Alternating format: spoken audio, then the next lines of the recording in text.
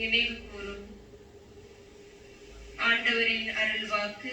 இறைவனுக்கு நன்றி. பதிலுரை பாடல் பல்லவி. ஆண்டவரே, உமது பேரன்பால் என்னை விடுவித்தருளும். ஆண்டவரே, உமது பேரன்பால் என்னை விடுவித்தருளும். அவர்கள் எனக்கென விரித்து வைத்துள்ள வலையிலிருந்து என்னை விடுவித்தருளும். ஏனெனில் நீரே எனக்கு அடைக்கலம்.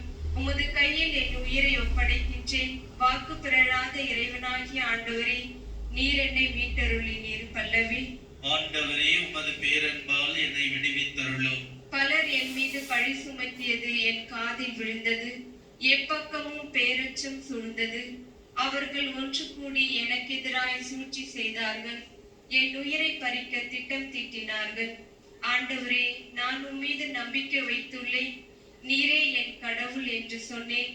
என் வாழ்வின் ஒவ்வொரு கட்டமும் உமது கையில் உள்ளது. என் எதிரிகளின் கையினின்றும் என்னை துன்புறுத்துவோரின் கையினின்றும் என்னை விடுவித்தருளும். பல்லவி. ஆண்டவரே, உமது பேரன்பால் என்னை விடுவித்தருளும்.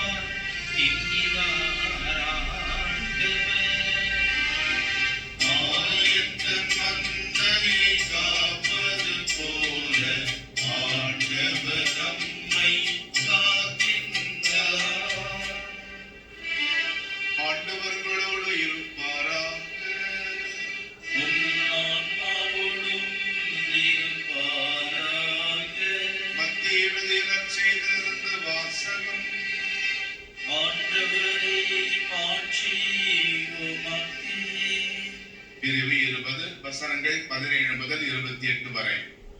இயேசு எருசலேமை நோக்கி செல்லும் வழியில் பன்னிரு சீடரையும் தனியே அழைத்து, இப்பொழுது நாம் எருசலேமுக்கு செல்கிறோம். மானிட மகன் தலைமை குருக்களிடமும் மறைநூல் அறிஞரிடமும் ஒப்புவிக்கப்படுவார். அவர்கள் அவருக்கு மரண தண்டனை விதிப்பார்கள். அவர்கள் அவரை ஏளனம் செய்து சாட்டையால் அடித்து சிலுவையில் அறையும்படி பிற இனத்தவரிடம் ஒப்புவிப்பார்கள். ஆனால் அவர் 3ஆம் நாள் உயிருடன் எழுப்பப்படுவார் என்று அவரிடம் கூறினார். பின்பு செபதேயுவின் மனைவி தம் மக்களோடு ஒரு வேண்டுகோள் விடுக்குமாறு இயேசுவிடம் வந்து பணிந்து நின்றார். உமக்கு என்ன வேண்டும் என்று இயேசு அவரிடம் கேட்டார். அவர், நீர் ஆட்சி புரியும் போது என் மக்களாகிய இவர்கள் இருவருள் ஒருவன் உமது அரியணையின் வலப்புறமும் இன்னொருவன் இடப்புறமும் அமரச் செய்யும் என்று வேண்டினார். அதற்கு இயேசு, நீங்கள் என்ன கேட்கிறீர்கள் என உங்களுக்கு தெரியவில்லை. நான் குடிக்கப் போகும் துன்பக் கிண்ணத்தில் உங்களால் குடிக்க இயலுமா என்று கேட்டார். அவர்கள், எங்களால் இயலும் என்றார்கள். அவர் அவளை நோக்கி, ஆம், என் கிண்ணத்தில் நீங்கள் குடிப்பீர்கள். ஆனால் என் வலப்புறத்திலும் இடப்புறத்திலும் அமரும்படி அருளுவதோ எனது செயல் அல்ல. மாறாக அவ்விடங்களை என் தந்தை யாருக்கு ஏற்பாடு செய்திருக்கிறாரோ அவர்களுக்கு அவை அருளப்படும் என்றார். இதை கேட்டுக் கொண்டிருந்த 10 பேரும் அச்சகோதரர் இருவர் மீதும் கோபம் கொண்டனர். இயேசு அவளை வரவழைத்து, பிற இனத்தவரின் தலைவர்கள் மக்களை அடக்கி ஆளுகிறார்கள். உயர்குடி மக்கள் அவர்கள் மீது தங்கள் அதிகாரத்தை காட்டுகிறார்கள். இதை நீங்கள் அறிவீர்கள். உங்களிடையே அப்படி இருக்கக்கூடாது. உங்களில் பெரியவராக இருக்க விரும்புகிறவர் உங்கள் தொண்டராயிருக்கட்டும். உங்களில் முதன்மையானவராக இருக்க விரும்புகிறவர் உங்களுக்கு பணியாளராக இருக்கட்டும்.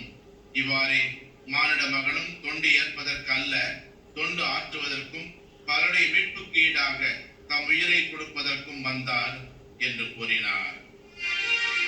ஆண்டவரின் அருள்வாக்கு.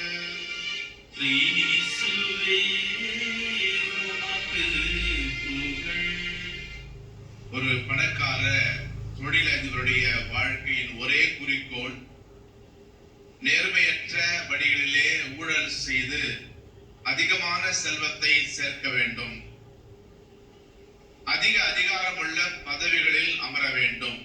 இதுதான் அவருடைய நோக்கம். அவர் ஒரு கிறிஸ்தவர் இருந்தாலும் கூட தன் குடும்பத்தை பற்றி தன்னுடைய கிறிஸ்தவ நம்பிக்கையை பற்றி கவலைப்படவில்லை. செல்வம் சேர்ப்பதிலேயே தன் வாழ்நாளை எல்லாம் அவர் கழித்தார். ஒரு நாள்